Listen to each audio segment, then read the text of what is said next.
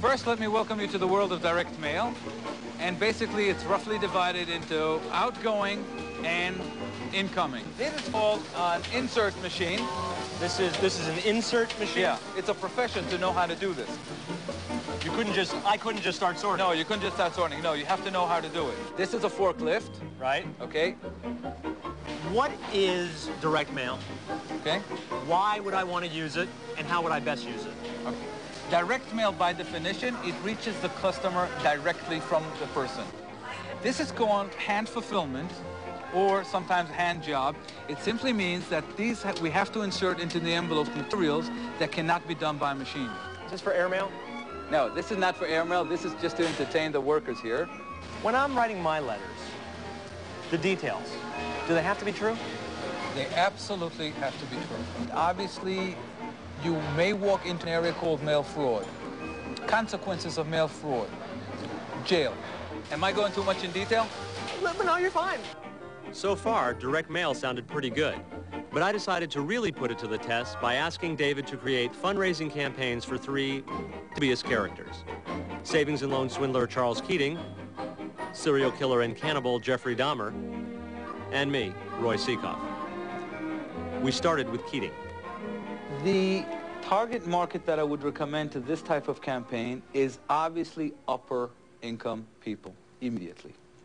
Because anybody poor who's been swindled, etc., you're not going to get any response. We want platinum card people? We want people with Neiman Marcus credit cards? That is very possible, again, because they may feel that he has done business legally and, again, may have received a bad rap, especially if we're appealing to the conservative market who believe in the 100% free enterprise, get government off your back regulations.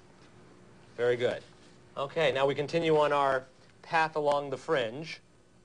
Dahmer was next. I offered a possible approach. Let us be blunt.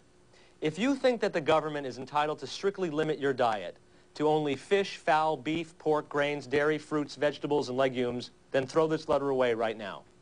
But if you think that man is entitled to sample the culinary pleasures of all of God's creatures, including the flesh of his fellow man, please read on. Not bad. Okay. We are the friends of Jeffrey Dahmer.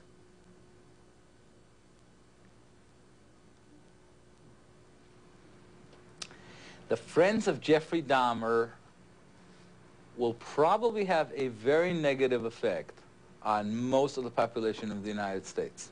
Let me think for 1 second. Friends of Jeffrey Dahmer. Friends of Jeffrey Dahmer.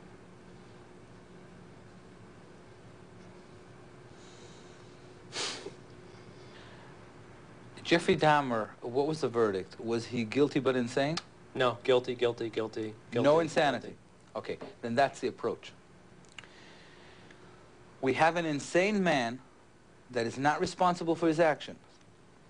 And we should approach it in the sense that he was convicted in spite of being insane.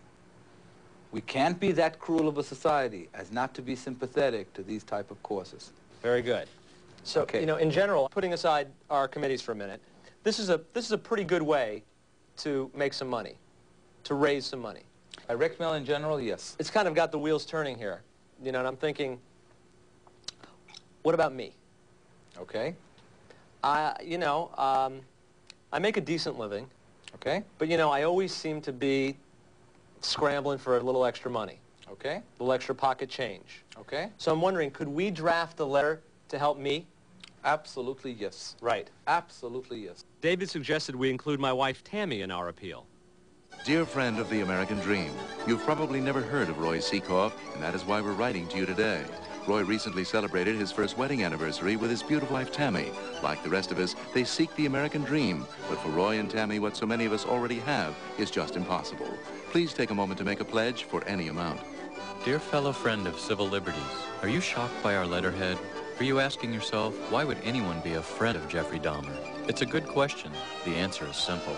If Jeffrey Dahmer cannot be declared insane, what chance do the rest of us have should we be unfortunate enough to break the law while suffering from an emotional disorder?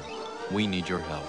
Dear friend of Free Enterprise, you're not truly surprised that Charles Keating has friends, are you? We are a group of concerned business people who believe that Charles Keating's only crime was an unfortunate combination of bad choices and bad luck. Please, make that pledge today for any amount. Campaign set, it was time to put David's work on the line. We mailed out over 12,000 letters to a cross-section of U.S. citizens. 3 weeks later, the results were in. So I got less money than Jeffrey Dahmer or Charles Keating? People obviously care about you less than they care about Jeffrey Dahmer or Charles Keating. I'd hate to disappoint you. That is the fact. Even though we only asked for pledges, all three campaigns received cash donations. Had we sent letters to every household in America, our test results indicate that Jeffrey Dahmer would have received $1,205,000, Charles Keating $868,000, and me? Well, let's just say I came in third. Are you surprised that Jeffrey Dahmer, perhaps the most notorious of our campaigns, got the most? No. People took the time to really write. I mean, we see here with Keaton, donate to a crook, never. You deserve what you got, you crook. You can kiss my blah, blah, blah. I can understand Keating getting negative letters. I can understand Dahmer getting negative letters. But I and my wife got tons of negative responses. I mean, people really got on it. I mean, the American way is to do it on your own, not by begging. This one says, you're no better than the scum in the street. Get a life. Here's one they took a full-page letter. You don't appear to be very intelligent. But we weren't sending these to kooks, were we? No, absolutely not to kooks. Well, what do you make of the fact that a regular guy gets less money than a swindler and a cannibal? It actually has a more rational explanation than you expect. Jeffrey Dahmer is a celebrity. His name draws attention, positive and negative, but celebrity is a celebrity, regardless. So you're saying that I would have been better off as if I was a convicted felon? You would have been better off as a famous convicted felon. What does that say? I think it is an indication of what a celebrity name would do. And it's also the ease of which we managed to move people away from the horror of his crime into a neutral issue, which may have nothing to do with Jeffrey Dahmer. So that's the secret. Moving people away from what you really are and into something they can feel good about. So good, in fact, that Americans contribute over $50 billion each year to direct mail entrepreneurs like Ross Perot, Jesse Helms, and Oliver North. It just goes to show, people will send money to anyone. Well, just about.